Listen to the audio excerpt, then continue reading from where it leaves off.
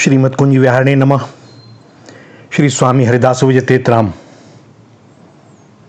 वैसे तो हम संसार के विषय भोगों में ही रमे रहते हैं, हमें तनिक भी अवकाश ही नहीं मिलता कि कभी विचार करें कि मैं कौन हूं, मेरे जन्म लेने का कारण क्या है, वास्तव में सुख और शांति किसे कहते हैं, और जन्म जिसका भी हुआ है उसकी मृत्यु अवश्यंभावी है, तो मृत्यु के बाद मेरे साथ क्या जाएगा।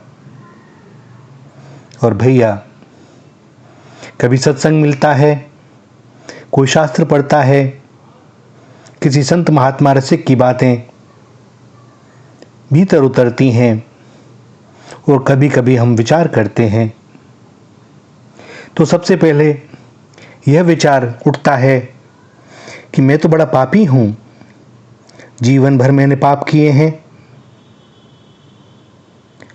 सबसे वैर किया है, कोई ऐसा पाप नहीं है जो मैंने चित्त लगाकर न किया हो। इस प्रकार के पाप ही मेरे जीवन के मुख्य कार्य रहे हैं।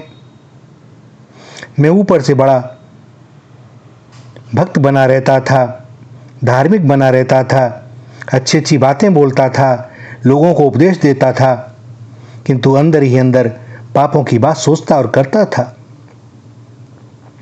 और अब भी पापों से छूट नहीं पाया हूं।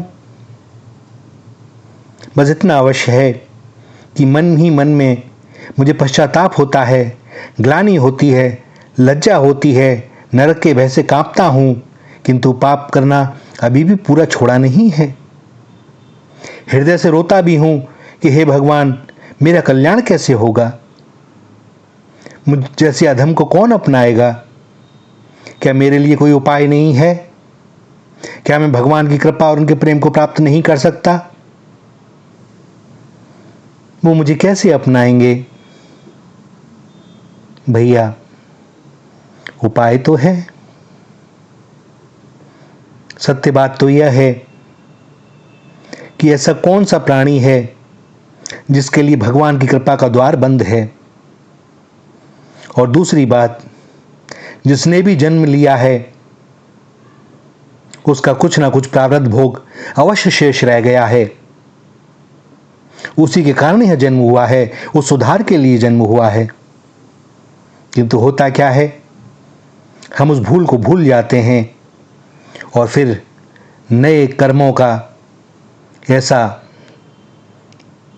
बोझ अपने ऊपर लाद लेते हैं कि बार बार फिर इसी जन्म मरण के चक्कर में घूमते रहना पड़ता है। किंतु एक बात सदैव स्मरण रखना कि भगवान ही यदि पापी को नहीं अपनाएंगे तो कौन अपनाएगा। विपतित पावन है, पतित को वे ही अपनाएंगे, दीन को दीन दयाल नहीं अपनाएंगे तो कौन अपनाएगा। सो भैया, चिंता मत करो, भगवान की तुम पर कृपा निश्चित ही बरस रही है, क्योंकि तभी तो हमें अपनी करतूतों पर पछतावा होता है, तभी तो हम नरक के भय से कांपते हैं, अपने कल्याण के लिए रोते हैं और भगवत कृपा और भगवत प्रेम को प्राप्त करने के लिए संतों, रसिकों, आचार्यों से उपाय पूछते हैं। जिस कृपा ने अब हमें ऐसी वृत्ति दी है, वही कृपा हमारा कल्याण करेगी, वही कृपा हमें भगवान से मिला देगी। हम उस कृपा पर विश्वास करें, अपने मन में निश्चय कर लें कि एकमात्र भगवान ही ऐसे परम दयालु हैं जो पतितों को अपना लेते हैं। जिस प्रकार एक स्नेहमयी मां अपने बच्चे की गंदगी अपने हाथों से साफ करती है, उसी प्रकार भगवान अपने ही हाथों से अपने जन के महापापों का नाश करके उन्हें हृदय से लगा लेने योग्य पवित्र बना लेते हैं और हृदय से लगाकर रखते हैं। भगवान सर्वशक्तिमान हैं, सर्वेश्वर हैं, उनकी कृपा से सारे पापों का समूल नाश हो जाएगा, उनकी भक्ति मिल जाएगी, सेवा का अधिकार भी मिल जाएगा। एक वे ही ऐसे हैं, वे ही हमारे परम आश्रय हैं, वे ही हमारे एकमात्र रक्षक हैं। उनके सिवा हमें और कहीं आश्रय मिलेगा नहीं। इस प्रकार का निश्चय करके भगवत भजन में लग जाना चाहिए, नाम जप में लग जाना चाहिए। और यदि लगन लगी रही तो भैया कुछ ही समय में हमारे भीतर धीरे धीरे सुधार आने लगेगा। सच पूछो तो ऐसे कलयुग के समय में ऐसे कितने लोग हैं जो कुसंग में पड़कर मन को मत डालने वाली प्रबल इंद्रियों के गुलाम होकर पाप पथ से बच गए हों।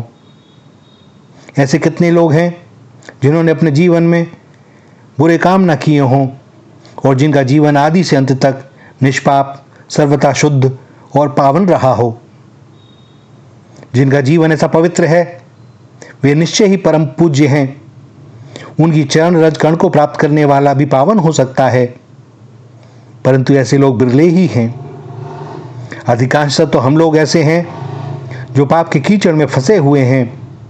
ऊपर से भले ही हम साफ दिखाई देते हैं, उजले वस्त्र पहन लेते हैं, और ऐसी दशा में हम लोगों को अवश्य ही भाग्यवान और भगवान का बड़ा कृपा पात्र समझना चाहिए, जो अब हमें अपने बुरे कर्मों पर पश्चाताप हो रहा है, ग्लानि हो रही है, लज्जा आ रही है और अब उनसे छूटने का प्रयास कर रहे हैं।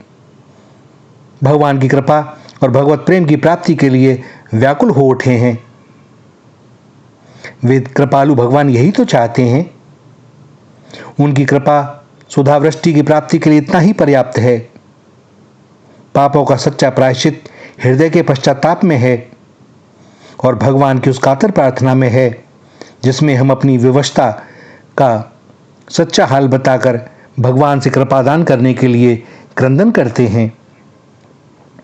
हम पश्चाताप करें, हृदय से रोएं, भगवान से क्षमा प्रार्थना करें और सबसे आवश्यक बात कि भगवान की कृपा पर विश्वास करके एकमात्र उन्हीं को अपना परम रक्षक, अपना स्वामी, परम बंधु, परम धन, परम इष्ट और परम आश्रय मानकर उनके भजन में लग जाएं। आज तक जो बीती सो बीत गई, जो भरे बुरे भले कर्म बन गए सो बन गए, अब उसका कुछ हो नहीं सकता। किंतु अब जितनी श्वासें बाकी हैं, जितनी उम्र बाकी है, वह भगवान को सौंप दें। प्रत्येक श्वास में उनका नाम हो, उनका पावन स्मरण हो। जो भी कार्य करें उसे भगवत सेवा मानकर करें, पूरी ईमानदारी से करें, पूरी निष्ठा से करें। और भैया सत्य मानना, वे हमें अपना लेंगे, कोई विलंब नहीं होगा। देखते ही देखते हम प्रेमी बन जाएंगे। भगवान गीता में अर्जुन से कहते हैं कि यदि कोई अत्यंत पापी भी एकमात्र मुझको ही अपना रक्षक, स्वामी, आश्रय और परम इष्ट देव मानकर भजता है, मेरे शरण होकर, मेरे ही परायण होकर, परम दृढ़ विश्वास के साथ, हृदय की निर्भरता के साथ मेरा सेवन करता है, वह साधु ही मानने योग्य है, क्योंकि उसने दृढ़ रूप से यह निश्चय कर लिया है कि एकमात्र परम शरण श्री भगवान के भजन के सिवा अब मुझे और कुछ नहीं करना। और देखते देखते ही वह धर्मात्मा बन जाता है और नित्य रहने वाली भगवत प्राप्ति रूप परम शांति को प्राप्त कर लेता है। हे अर्जुन, तू निश्चयपूर्वक सत्य समझ कि मेरा भक्त, जो भले ही पाप कर्म से सर्वथा न छूटा हुआ हो, उपयुक्त प्रकार से मुझको ही एकमात्र परम आश्रय, परम रक्षक मानकर मेरा भजन करने वाला कभी नष्ट नहीं होता, अर्थात कल्याण के मार्ग से कभी उसका पतन नहीं होता। वह मेरी कृपा से सर्वथा निष्पाप बनकर और मेरे द्वारा सुरक्षित होकर शीघ्र ही मुझको प्राप्त करता है। भैया, भगवान की इस आश्वासन वाणी पर, उनके वचन पर हमें विश्वास करना चाहिए और अपने आप को उनके श्री चरणों में समर्पित कर निश्चिंत हो जाना चाहिए। यही परम साधन है जो हम जैसे बड़े से बड़े पापी का क्षणों में उद्धार कर सकने में सक्षम है। सत्य मानना भैया, जो भी देर है हमारी ओर से है, उनकी ओर से नहीं। वे तो बाहें फैलाए खड़े हुए हैं, प्रतीक्षा में हैं। हम ही उनकी ओर पीठ किए हुए दूर निकल गए हैं और दूर जा रहे हैं, मृगमरीचिका में फंसे हुए। बस हम मुड़े नहीं, वे स्वयं भी दौड़कर आ जाएंगे। एक बार मुड़कर तो देखिए। श्री राधा, श्री राधा, श्री राधा।